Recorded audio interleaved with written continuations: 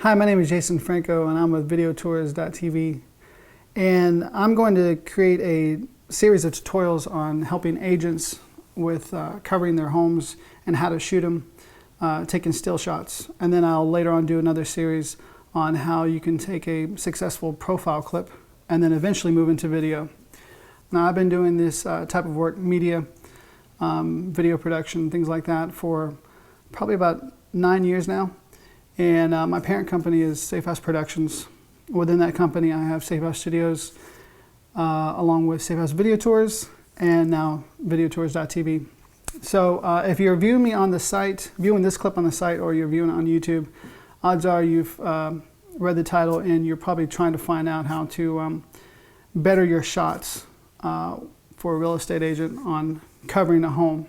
What's the best way to take those photographs and show the flow of the home, but also to how to make those shots more creative, how to deal with the lighting or lack of lighting, actually. When teaching someone something, I don't like to get too technical. When I'm watching video tutorials, people go really deep into depth on the specs and the mechanics and all this other stuff, and to me, with my ADD, I've lost it about 2 minutes into it.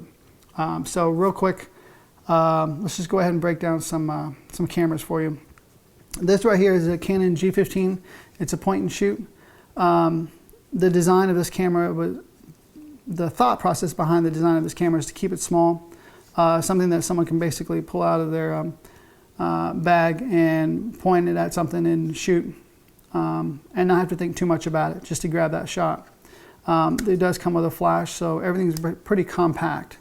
Now, this isn't the smallest compact camera out there. Yours is probably smaller than this one. If you're a real estate agent, you already have a camera, because most real estate agents like to get the smallest camera out there. It's not too good, but we'll get to that later. So here's a point and shoot that I have here. This is an old Nikon D70. This is the camera that I first started with, and here's some photographs that I shot with when I first got it. It has been my workhorse for a very, very long time. It has done me well. But the difference between this camera and this camera is the fact that it's a DSLR, where you can have interchangeable lenses. The thing about that is, if you're a real estate agent and you're trying to get in, get out, you just signed the lease and it's time for you to take pictures of the property, you probably don't want to be messing with a whole bunch of gear. But I just want to show this one. eBay, I would be surprised if this thing is going for any more than $200, to be honest with you, because it's such an old camera. But I promise you, I could shoot this home here with this camera and get some decent pictures. And then here's a little more expensive camera. This is a $500 camera. eBay, probably a couple $100. This right here is going, I believe now, the body alone is $1,800. The lens that I shoot the properties with, this is a, I believe, $1,400 lens that I shoot the properties with. Now, I'm not showing this to throw you off. I don't want you to think that these tutorials are to point you into this kind of gear. That's not the goal here. Some of these tutorials I will do with this camera, but I'm going to focus more on a point and shoot, because that's where a lot of you guys are at with these pictures that you're taking of these homes. When picking a camera to shoot photographs on properties and even products, I keep a few things in mind. I like the fact that these cameras have, these cameras right here have a lot of manual functions on them. In other words, I can dial in my f-stop, my shutter, and my ISO. And when looking for a camera, those are one of the most three important things that I look for, is to be able to manipulate those and adjust those how I want. Now let me break down what an ISO, shutter, and f-stop is. Real easy. F-stop is basically like the iris of your eye. When there's a lot of light outside, your pupil will dilate down and it will close up, and that's what happens in the lens. That's your f-stop. So it all depends on how wide open you can do it or how close you can do it on the lens.